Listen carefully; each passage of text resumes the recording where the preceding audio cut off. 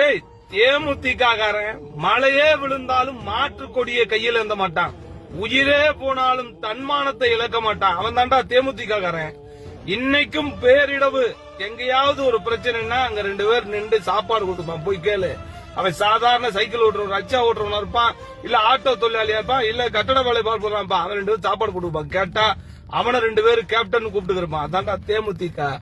எங்களுக்கு தெரியும்டா எங்கள் தலைவி எப்பேற்பட்ட தலைவி, எதை நோக்கி அவர் பயணித்துக் கொண்டிருக்கிறார்னு.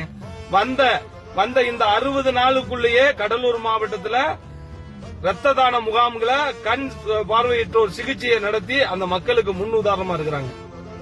நம் விருதாச்சல தொகுதி பூரா சுற்றுப்பயணம் செய்து ஒவ்வொரு கல்லூரி, ஒவ்வொரு கல்வி நிலையங்கள், மருத்துவமனைகளை ஆய்வு மேற்கொண்டு எவனாவது செஞ்சிருக்கானா?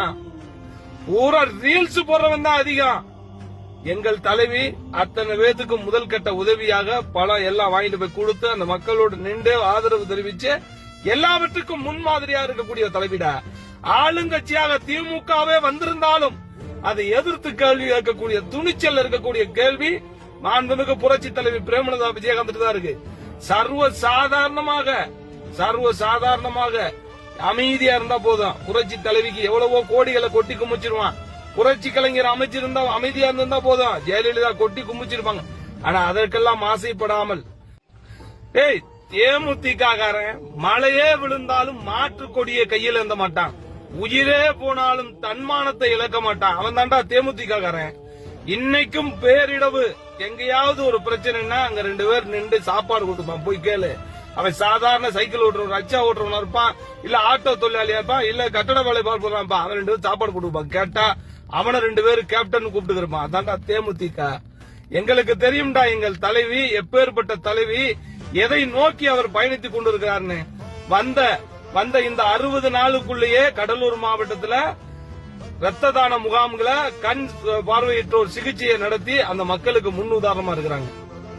நம் விருதாச்சல தொகுதி பூரா சுற்றுப்பயணம் செய்து ஒவ்வொரு கல்லூரி, ஒவ்வொரு கல்வி நிலையங்கள், மருத்துவமனைகளை ஆய்வு மேற்கொண்டு எவனாவது செஞ்சிருக்கானா? பூரா ரீல்ஸ் போடுறவன் தான் அதிகம். எங்கள் தலைவி அத்தனை பேத்துக்கு முதல் கட்ட உதவியாக பணம் எல்லாம் வாங்கிட்டு போய் கொடுத்து அந்த மக்களோடு நின்று ஆதரவு தெரிவிச்சு எல்லாவற்றுக்கும் முன்மாதிரியா இருக்கக்கூடிய தலைவிட ஆளுங்கட்சியாக திமுகவே வந்திருந்தாலும் அதை எதிர்த்து கேள்வி கேட்கக்கூடிய துணிச்சல் இருக்கக்கூடிய கேள்வி மாண்புமிகு புரட்சி தலைவி பிரேமலதா விஜயகாந்த் தான் இருக்கு. சர்வ சாதாரணமாக அமைதியா இருந்தா போதும். புரட்சி தலைவிக்கு எவ்வளவோ கோடிகளை கொட்டி குமிச்சிருவான். புரட்சி கலைஞர் அமைச்சிருந்தா அமைதியா இருந்தா போதும். ஜெயலலிதா கொட்டி குமிச்சிருப்பாங்க. ஆனா அதற்கெல்லாம் ஆசைப்படாமல்